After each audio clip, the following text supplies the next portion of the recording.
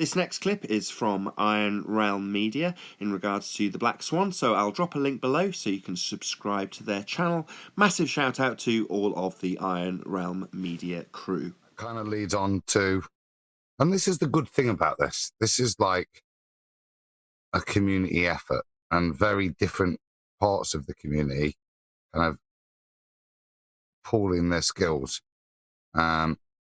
and putting their input into it. So the next thing is we have Ben, Taboo Conspiracy, with his keen eye, kind of picks this up and does a bit of the shit I really admire, which was to take the maths to it and apply the maths as if you were on the ball to the picture. I don't know, Cammy, you probably spoke to Ben more. I know he was on Ball Busters with it. He's not somebody I've chatted to with sending a few equations back and forth more than anything. But for me, that was cool. He's picked that up, and then say it's kind of hit Nathan Oakley's crew, Quantum Eraser, and this is the bit that I think really gives us the strength. Is the bit that I said it's a community effort that QE adds. John's done a great job in kind of formulating it with, I don't know, kind of surprisingly not with science, because this isn't a science thing. You can't science a photograph. He's applied, I think, beautifully for me. For years we've heard Brenda popping in, haven't we? No, but that's modus ponens. You know, no, it isn't. Yeah, we've yes, suffered. It is. Do it, yeah. I just had to interrupt you, you know, while you were talking. No, do it again, Zach. I want to hear the impression. No, it isn't. Yes, it is. Yeah. That's all. Oh, okay. I'm sorry. No. That's. So with that's kind of why I thought it was brilliant, because what we're doing with a lot of the stuff is we're sticking it back to them, and we've suffered this nonsensical use of Latin terms which hyper intellectualizes whatever the pace and then waffles out of their mouth, which again is frustrating to most, I think. But it's kind of like, for me, it's really nice that it's been formulated back at them in this way. And with that in mind, I kind of wanted to just bore the shit out of people for a minute, Josh, if that's all right. Of course you can, Adam. Don't sell yourself short.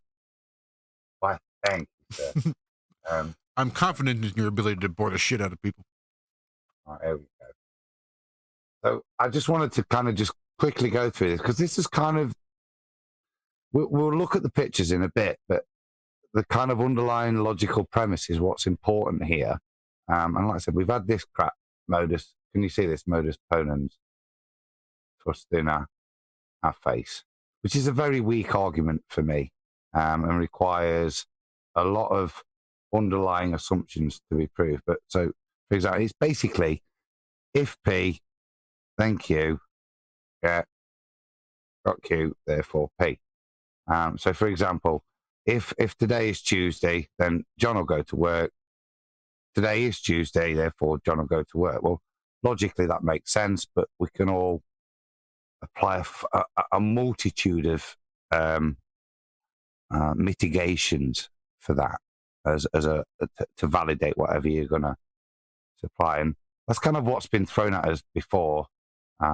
And it's an assumption bias, isn't it? It's assuming the consequent. I think I'll probably be corrected on that. But anyway, so the one that's been used with regards to all these photographs is, again, a logical extrapolation, but is modus tollens, and again, slightly different. So what's good about this for me, and again, I'll stand to be correct, this is is that it's not FP therefore Q. It's you take the assumption that if P therefore Q within the paradigm that you're painting, But you're actually attacking the paradigm. So if you can then say, well, not Q, therefore not P, then that absolutely destroys it on its logical level. And I said, what we can't do here is attack this in a science level, because we're looking at a photograph. Okay, so I just kind of wanted to get those bits out. So I'll just summarize the expression. The argument has two premises. The first premise is a conditional of if-then statement. For example, if P, then Q, as we said with regards to the opponent. The second premise is that it is not the case that Q, and therefore from the two premises, it can be logically included that is therefore not the case P. Does that make sense, guys?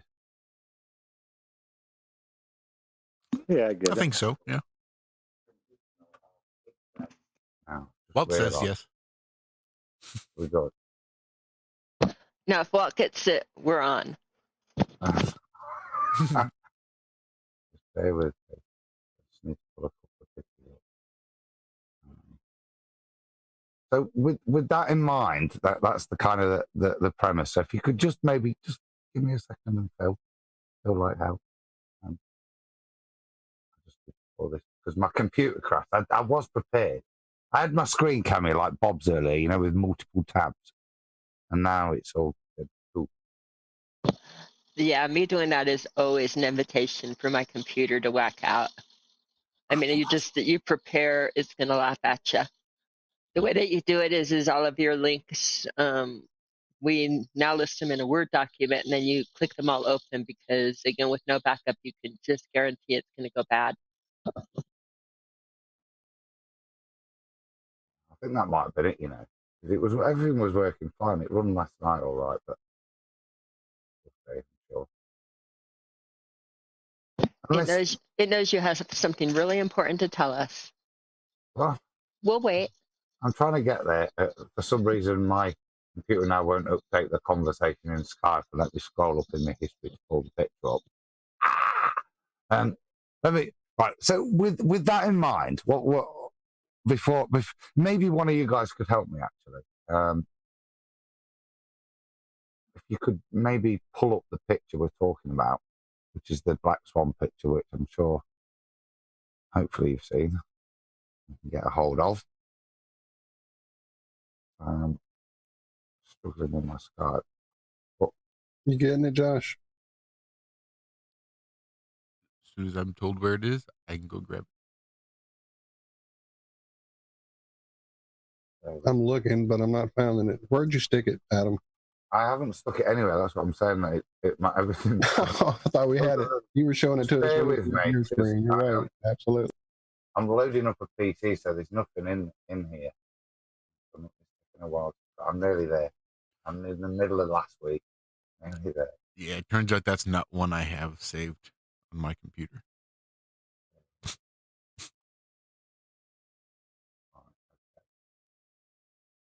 This is the kind of Iron Realm all over, isn't it? I think on the way to the centrifuge, when the line starts forming, they can put up the big stand and they can play this game and have little swans with magnets, and the kids can go and put it on there, and the winner gets a goldfish. Right, Josh, I've sent you the one of the pictures. So with that in mind, what I want to say with what we just discussed 3 minutes, there, Adam. 3 minutes. Ding ding. Prove your shit, Paula. Okay, so what we've just discussed there is the premise of which we're going to kind of analyze the actual data and facts. And one of the facts, if you suggest you live on a spinning space ball, is that you have certain constraints created by the geometry of your ball, particularly as you try to view distances over it. And that relates to the term, I suppose, horizon. Now, one of the phrases the ballers have been using for quite some time and using in their calculators is the distance to the horizon calculation, which is a Pythagorean construct based on the observer height and how that forms a tangent to the ball as you try to view over it. Now that equates to it's a lot more accurate actually than the 8 inches per mile in terms of its accurateness. It's 1.225 times the square root of the observer height in feet will give you the distance to the horizon in miles. And that, I'd say, the point of that is to point out that this is not something we flat earthers have to deal with fundamentally. We have no geometry that comes in to play with our viewing at distance. All we have to deal with is perspective and how it applies on a flat plane. But if you go and look at the metabunk calculations, etc., you'll see how with viewer height, the angle that the line creates from the viewer to the observer tilts down, and that allows them to look further and further. And that's because you have to look over a ball. You have to look over this physical geometry that's created by how you say the shape of the world is. And like I said, that distance is defined by that ratio of 1.225 times the square root of the observer height. Now, we started out with those pictures, and we've all been looking at those pictures. And again, this is big kudos to Ben to point out the consequence of this bit of the mathematics of living on a ball when we try and apply it to those pictures. And as you can see here on this picture, we have a platform of 6 miles away, 9 miles away, a horizon in the distance, and I suppose in a baller's eye, somewhere, and I did a little flippant, taking the mick, like taking a lottery gamble. Where would you place the geometric horizon? Now, this isn't something optical that we can all discuss with regards to the horizon and how it's an apparent position. And there's nothing wrong with the horizon being apparent, because on a flat plane it makes sense. That's why on a cloudy day it's in one place, and on a clear day you can see further.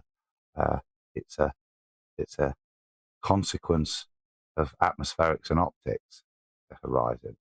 But well, for us flat earthers it is.